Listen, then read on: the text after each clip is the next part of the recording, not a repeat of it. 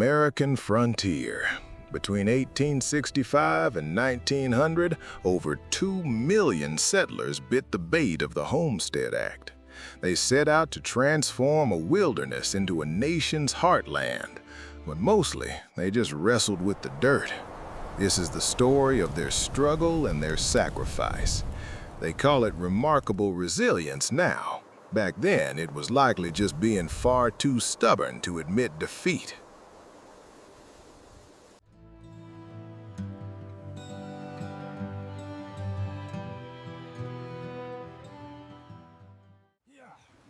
Pull now! Get up there, keep moving! Daily life on a homestead was an endless, relentless grind. Men fought the stubborn earth from dawn till dusk with nothing but a horse and a heavy plow. Women managed everything without a single modern convenience: baking, churning, and surviving. Even 6-year-old children were part of the workforce, hauling water like miniature employees. There were no days off and zero safety nets. Survival was not a choice. It was a grueling full-time job that never, ever ended. The prairie environment showed no mercy. It was as if the land had a personal grudge against anyone trying to stay. Summer thunderstorms erased months of work in mere minutes. Lightning ignited fires that consumed everything in their path, while hail shredded crops right before the harvest. Tornadoes? They arrived without a single warning. And when the rains failed, which happened far too often, entire communities faced starvation. The land gave, but it was a very greedy landlord. Yet, frontier settlers were not alone. Community wasn't a choice, it was a survival strategy. Barn raisings allowed neighbors to finish in a day what would have taken one family weeks of misery. The blacksmith's forge was their version of a social network, while the general store was the only real link to the outside world. And then there were the schoolhouses, where one brave teacher managed 8 different grade levels at once. It was organized chaos, and honestly, a miracle they learned anything at all. Now, children, carefully copy the sentence exactly as I have written it on the Faith board. provided Pay close spiritual attention to your sustenance, penmanship. but let us be honest. It was mostly about keeping people from losing their minds.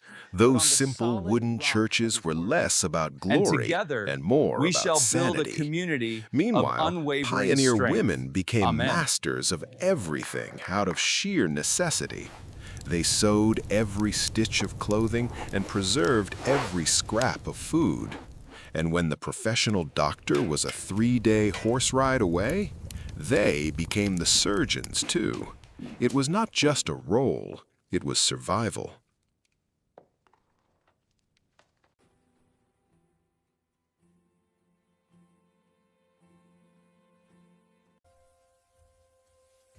Medical care on the frontier was primitive, to put it mildly. Diseases we prevent with a quick shot today were regular executioners back then. Childbirth was a terrifying gamble where the stakes were far too high. Without antibiotics, a simple injury from a plow could easily be your final act.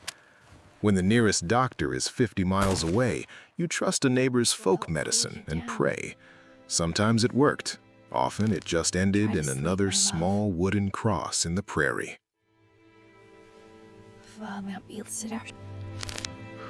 Winter tested frontier families like no other season.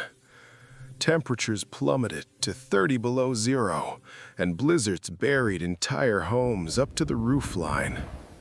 When the firewood ran out, families were forced to burn their own furniture just to survive the night. Livestock froze right where they stood. And then there was cabin fever, the mental toll of being trapped until you couldn't stand the sight of your own kin. Those who survived didn't just have character, they had scars. The frontier economy required diversification, which is just a fancy way of saying you never, ever stopped working. When farming went dormant in winter, men headed straight to lumber camps. Others spent their lives in dark mines, chasing gold or copper.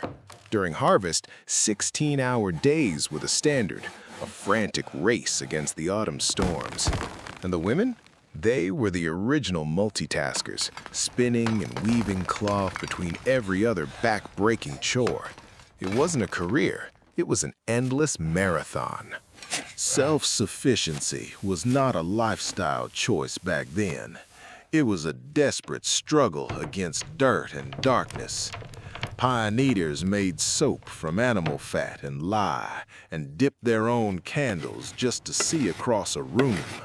They tanned leather and preserved meat as if their lives depended on it, because, well, they did. Store-bought goods were rare luxuries. Independence was not a philosophy here. It was just the practical reality of having no other options.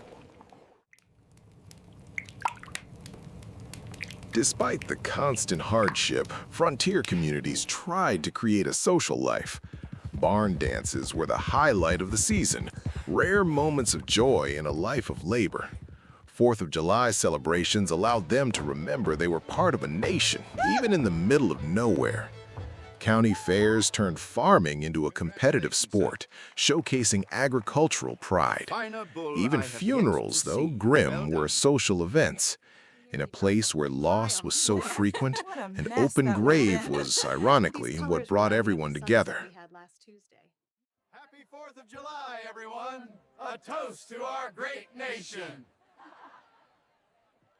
Marriage and family formation were more than romance. They were a calculated survival strategy. Weddings were grand celebrations, a way to affirm life while death was constantly knocking at the door. Extended families served as the only real safety net available. And let us be honest, having many children was not just about tradition. It was an economic strategy to ensure enough hands were available for the harvest.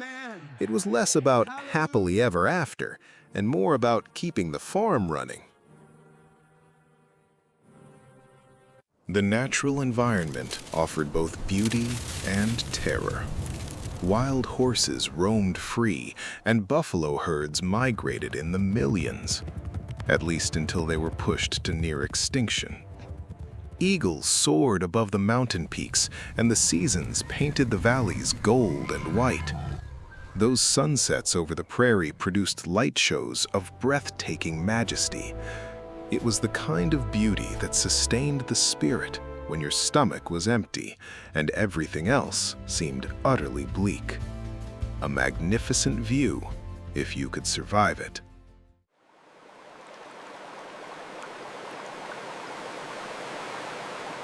The frontier left tangible legacies. Pioneer cemeteries, with their weathered wooden crosses, bear silent witness to those who simply lost the gamble. Abandoned homesteads, slowly reclaimed by nature, mark the exact spots where dreams ended.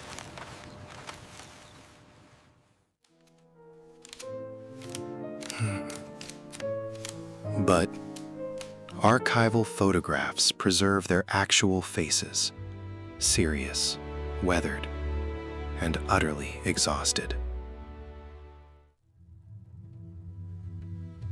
Museums display the tools that broke the land, while handwritten diaries tell the story in their own words, a raw account of hope, heartbreak, and the true price of survival.